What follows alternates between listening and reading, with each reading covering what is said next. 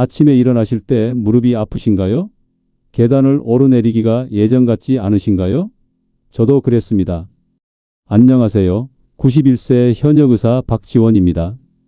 사람들은 늘 묻습니다. 박 선생님, 어떻게 그 나이에 아직도 그렇게 정정하세요? 비결은 놀라울 정도로 간단합니다. 오늘 알려드릴 건강 비밀 부위 5곳만 매일 5분씩 관리했을 뿐입니다. 그런데 말입니다. 여러분의 주변을 한번 둘러보세요. 70대, 80대 분들 중에서도 여전히 활기차게 생활하시는 분들이 계시는 반면 60대부터 이미 거동이 불편해지거나 건강에 적신호가 켜진 분들도 계십니다. 대체 이 차이는 무엇일까요? 저는 의사로 60년 넘게 일하면서 수만 명의 환자를 만났습니다. 그리고 건강하게 오래 사는 사람들에게서 공통점을 발견했습니다.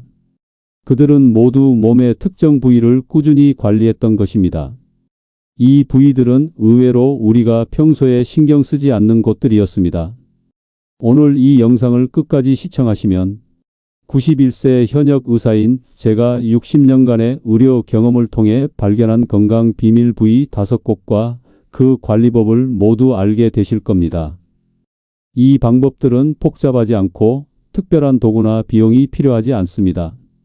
하지만 매일 5분만 투자하면 10년, 20년 후 여러분의 건강 상태가 완전히 달라질 수 있습니다. 저만 해도 그렇습니다. 70대 초반에 무릎 수술을 권유받았지만 이 방법으로 관리하기 시작했더니 지금 91세인 저는 아직도 수술 없이 계단을 오르내립니다. 제 환자 중 78세 김영수님도 마찬가지였습니다. 걷기도 힘들어 휠체어를 타던 분이 6개월 만에 지팡이 없이 걷게 되셨습니다. 지금 이 정보를 알지 못한다면 여러분은 어쩌면 불필요한 병원비와 약값으로 수백만 원을 낭비하게 될지도 모릅니다. 더 심각한 것은 건강을 잃으면 그 어떤 돈으로도 되찾을 수 없다는 사실입니다.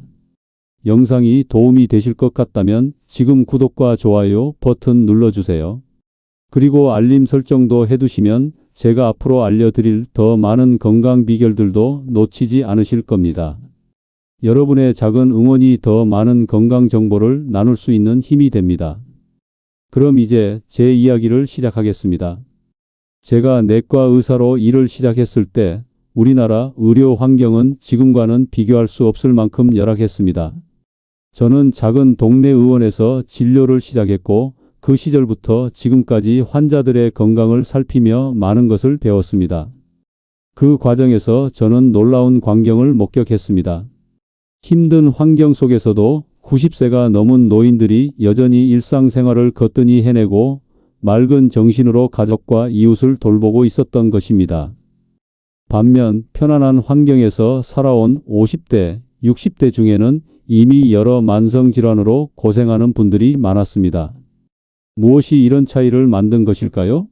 처음에는 단순히 생활 방식의 차이 때문이라고 생각했습니다.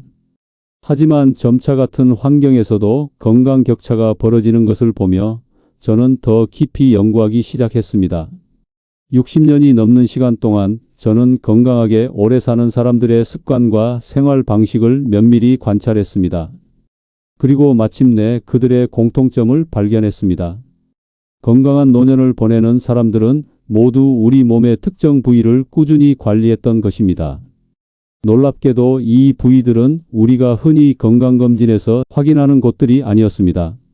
의학 교과서에도 자세히 다루지 않는, 그러나 우리 몸의 전체 시스템에 지대한 영향을 미치는 건강 비밀 부위들이었습니다. 자, 이제 제가 60년간 의료 현장에서 깨달은 건강 비밀 부위 5곳과 그 관리법을 하나씩 알려드리겠습니다. 이 방법들은 저뿐만 아니라 제 수많은 환자들에게도 놀라운 효과를 가져다 주었습니다. 그런데 제가 이 방법들을 알려드리기 전에 한 가지 분명히 말씀드리고 싶은 것이 있습니다. 이 방법들은 기존의 치료를 대체하는 것이 아닙니다. 약을 드시는 분들은 의사와 상담 없이 약을 중단하시면 안 됩니다. 이 방법들은 일상에서 함께 병행하며 건강을 지키는 보조적인 방법이라고 생각해 주세요. 첫 번째 비밀 부위는 손가락 관절입니다. 손가락은 우리 몸의 대표적인 미세순환계의 중심지입니다. 손가락 관절이 굳어지면 혈액순환이 저하되고 이는 전신의 혈액순환 약화로 이어집니다. 더 심각한 것은 손가락 관절의 상태가 뇌혈관의 건강 상태와 밀접한 관련이 있다는 것입니다. 의학적으로 말씀드리면 손끝에는 미세혈관과 신경종말이 집중되어 있어서 이곳의 활성화가 뇌에 직접적인 자극 신호를 보냅니다. 최근 연구에 따르면 손가락 운동이 인지 기능 저하 예방에 효과적이라는 결과도 나왔습니다. 제 환자 중 80세 박영희 님은 손가락이 굳어 젓가락질조차 힘들어 하셨습니다. 리모컨 버튼을 누르는 것도 어려워하실 정도로 일상생활에 큰 불편을 겪고 계셨죠. 그런데 3개월간 매일 손가락 관절 운동을 하셨더니 놀랍게도 손가락 움직임이 부드러워졌을 뿐 아니라 만성 두통이 사라졌고 기억력도 개선되었습니다. 이처럼 손가락 관절은 뇌 건강과도 직결됩니다. 85세 김철수님의 경우도 기억에 남습니다. 손떨림이 심해서 밥을 먹는 것도 힘들어 하셨는데 손가락 운동과 마사지를 6개월간 꾸준히 하신 후에는 떨림이 50% 이상 감소했습니다. 이런 사례를 보면서 저는 단순한 관리만으로도 노년의 삶의 질이 얼마나 달라질 수 있는지 깨달았습니다. 손가락 관절 관리법은 무척 간단합니다. 아침에 일어나서 5분만 투자하세요. 먼저 양손의 모든 손가락을 천천히 구부렸다 펴기를 10회 반복합니다. 그 다음 엄지손가락부터 새끼손가락까지 하나씩 돌려주세요. 마지막으로 손바닥을 비비듯 마사지하며 따뜻하게 해주면 됩니다. 그런데 여기서 중요한 팁이 있습니다. 손가락 관절 운동을 할 때는 무리하게 힘을 주지 마세요. 부드럽게 통증이 없는 범위 내에서 하는 것이 중요합니다. 또한 따뜻한 물에 손을 담갔다가 하면 효과가 더 좋습니다. 특히 관절염이 있으신 분들은 아침에 일어나자마자 하는 것보다 손을 따뜻하게 한 후에 하는 것이 좋습니다. 제가 91세까지 손을 쓰는데 큰 불편함 없이 지낼 수 있었던 것도 이 간단한 손가락 관절 운동 덕분이라고 생각합니다. 여러분도 오늘부터 시작해 보세요. 처음에는 효과를 느끼지 못하더라도 꾸준히 하다 보면 분명히 변화를 경험하실 수 있을 겁니다. 두 번째 비밀 부위는 발목입니다. 많은 분들이 무릎에만 신경 쓰지만 사실 발목의 건강이 무릎 건강의 열쇠입니다. 발목이 굳으면 걸을 때 충격이 모두 무릎으로 전달되어 무릎 관절이 빠르게 손상됩니다. 이것이 바로 많은 노인분들이 무릎 통증을 호소하는 근본적인 원인 중 하나입니다. 게다가 발목은 제2의 심장이라 불릴 만큼 혈액순환에 중요한 역할을 합니다. 발목 운동을 통해 하체의 혈액이 심장으로 잘 돌아가도록 돕는 것이죠. 발목 관절이 유연하면 말초 혈액순환이 개선되고 이는 고혈압, 당뇨와 같은 만성질환 관리에도 큰 도움이 됩니다. 의학적으로 설명하자면 발목 운동은 종아리 근육을 수축시켜 정맥 혈류를 촉진하고 하지 부종을 예방합니다. 이는 혈전 형성 위험도 낮추어 심혈관 질환 예방에도 기여합니다. 제 환자 중 82세 박명수님은 10년간 무릎 통증으로 고생하셨습니다. 여러 병원에서 치료를 받았지만 큰 효과가 없었죠. 그런데 발목 운동을 시작한 지 3개월 만에 무릎 통증이 30% 이상 줄었습니다. 6개월 후에는 계단을 오르내리는 것이 한결 수월해졌다고 기뻐하셨습니다. 또 다른 사례로 77세 이미영님은 당뇨와 하지 부종으로 매일 밤 다리가 무겁고 아프다고 호소하셨습니다. 발목 운동을 꾸준히 하신 후 3개월 만에 부종이 눈에 띄게 줄었고 혈당 수치도 안정되었습니다. 이제는 매일 저녁 동네 한 바퀴를 산책하실 정도로 컨디션이 좋아지셨습니다. 제 방법은 간단합니다. 의자에 앉아서 발목을 시계 방향으로 10회, 반시계 방향으로 10회 돌립니다. 그런 다음 발가락을 위아래로 구부렸다 폈다 10회 반복하세요. 하루에 이 정도만 해도 발목 관절의 유연성을 유지할 수 있습니다. 제가 꼭 말씀드리고 싶은 것이 있습니다. 발목 운동을 더 효과적으로 하기 위해서는 운동 전후에 발목을 가볍게 마사지해 주는 것이 좋습니다. 특히 발목 뒤쪽 아킬레스건 부위를 부드럽게 문질러주면 발목의 움직임이 더 부드러워집니다. 또한 TV를 보거나 책을 읽을 때처럼 앉아있는 시간이 길 때는 30분마다 한 번씩 발목을 움직여주는 것이 좋습니다. 오래 앉아있으면 하체 혈액순환이 저하되는데 간단한 발목 돌리기만으로도 이를 크게 개선할 수 있습니다. 저는 60대 중반부터 무릎 통증이 시작되었지만 매일 발목 운동을 한 덕분에 지금까지 무릎 수술 없이 지낼 수 있었습니다. 여러분도 무릎이 아프시다면 무릎만 치료하려 하시지 마시고 발목부터 관리해 보세요. 생각보다 큰 변화를 경험하실 수 있을 겁니다. 세 번째 비밀 부위는 발바닥입니다. 발바닥은 우리 몸의 모든 장기와 연결된 반사구가 모여 있는 곳입니다. 동양의학에서는 발바닥을 제3의 심장이라고 부를 정도로 중요하게 여겨왔습니다. 특히 발바닥 중앙의 용천혈은 신장과 방광의 기능을 조절하고 전신의 혈액순환을 돕는 핵심 지점입니다. 현대의학적으로도 발바닥에는 7,000개 이상의 신경 종말이 분포해 있어 여기를 자극하면 뇌와 전신의 여러 기관에 긍정적인 신호가 전달됩니다. 신경과학 연구에 따르면 발바닥 자극이 뇌의 특정 영역을 활성화시켜 여러 생리적 기능을 조절한다는 사실이 밝혀졌습니다. 제가 75세 때부터 소변 문제로 고생했는데 발바닥 마사지를 시작한 후 3개월 만에 야간 소변 횟수가 5회에서 2회로 줄었습니다. 이는 발바닥 중앙 부분을 자극함으로써 방광과 신장 기능이 개선된 덕분입니다. 또한 발바닥 자극은 체내 독소 배출을 촉진하고 면역력을 높이는 데도 큰 도움이 됩니다. 여러분, 나이가 들면 신체 기능이 자연스럽게 저하되는 것은 사실입니다. 특히 신장과 방광 기능의 저하는 많은 노인분들이 겪는 문제입니다. 하지만 이것이 반드시 병이 되거나 삶의 질이 떨어져야 한다는 의미는 아닙니다. 제 환자 중에는 발바닥 마사지만으로도 당뇨 합병증이 크게 개선된 사례가 많습니다. 83세 이창수님은 당뇨로 인한 발 저림으로 걷기 힘들어 하셨는데 2개월간의 발바닥 관리로 거의 정상적으로 걸을 수 있게 되셨습니다. 그분이 제게 선생님, 이제 손자 손녀들과 함께 산책도 할 수 있어요. 라고 말씀하셨을 때 저도 가슴이 뭉클했습니다. 또 다른 환자 79세 김순자님은 불면증으로 20년 넘게 고생하셨습니다. 약을 먹어도 3-4시간 이상 잠을 자본 적이 없다고 하셨죠. 그런데 취침 전 발바닥 마사지를 시작한 지 2주 만에 약 없이도 5-6시간 숙면을 취할 수 있게 되셨다고 합니다. 이는 발바닥 자극이 자율신경계를 안정시키고 혈액순환을 개선한 결과입니다. 발바닥 관리법은 매우 간단합니다. 잠자리에 들기 전 따뜻한 물에 발을 10분 정도 담근 후 발바닥 중앙을 엄지손가락으로 부드럽게 누릅니다.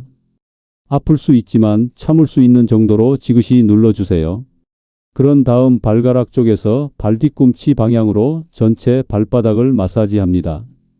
특히 발바닥 앞쪽 3분의 1 지점은 소화기관과 연결되어 있어 이 부분을 잘 자극하면 소화 기능이 개선됩니다. 이 방법에 더해 한 가지 도움될 말씀을 드리자면 손이 불편하셔서 마사지하기 어려운 분들은 호두나 골프공을 활용하시면 편리합니다. 바닥에 호두나 골프공을 놓고 그 위에서 발바닥을 앞뒤로 굴리기만 해도 손으로 마사지하는 것보다 더 효과적으로 발바닥 반사구를 자극할 수 있습니다.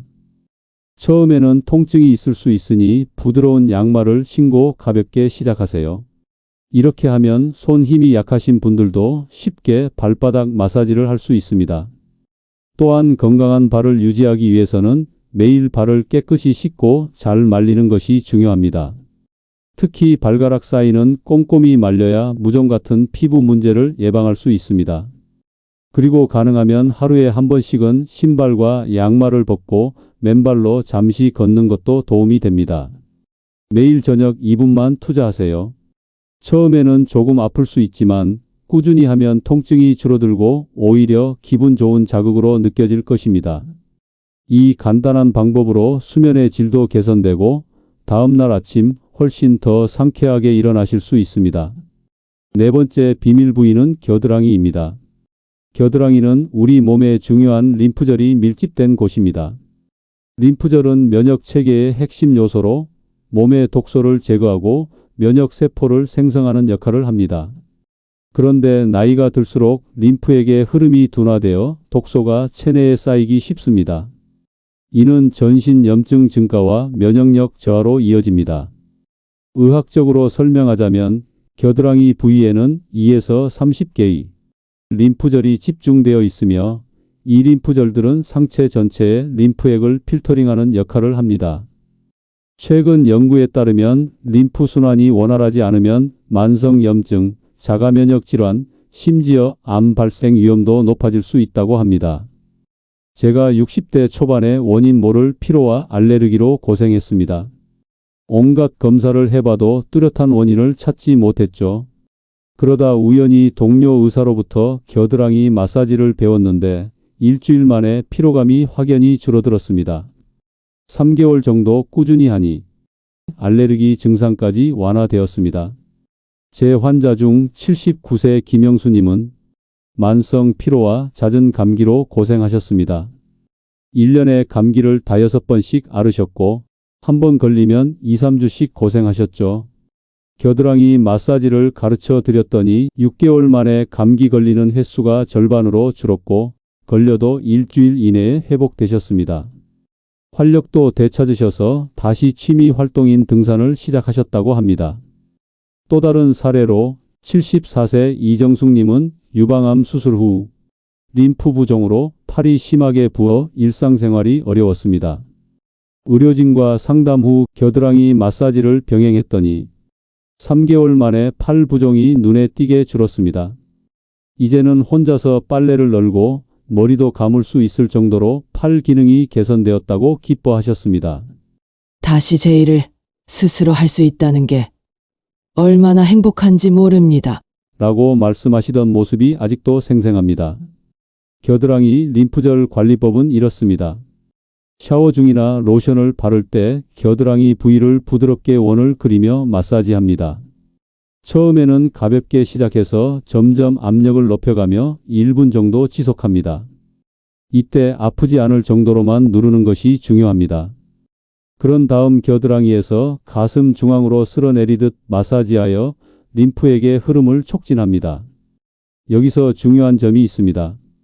겨드랑이 마사지는 항상 목 쪽에서 겨드랑이 방향으로 그리고 겨드랑이에서 가슴 쪽으로 하는 것이 좋습니다. 이것은 림프액의 자연스러운 흐름 방향을 따르는 것입니다. 그리고 마사지 후에는 충분한 물을 마셔서 몸에서 독소가 잘 배출되도록 도와주세요. 추가로 겨드랑이 건강을 위해서는 통풍이 잘 되는 면 소재의 옷을 입는 것이 좋습니다. 특히 여름철에는 겨드랑이 부위가 습해지기 쉬우니 자주 씻고 청결을 유지하는 것이 중요합니다. 이 마사지를 하루에 한 번 1에서 2분만 해주셔도 림프 순환이 개선되어 몸속 독소 배출에 큰 도움이 됩니다. 특히 면역력이 약해지는 환절기에 더욱 효과적입니다. 마지막 비밀 부위는 명치 아래 복부입니다. 명치에서 배꼽까지 이어지는 복부는 우리 몸의 제2의 뇌라 불리는 장이 위치한 곳입니다.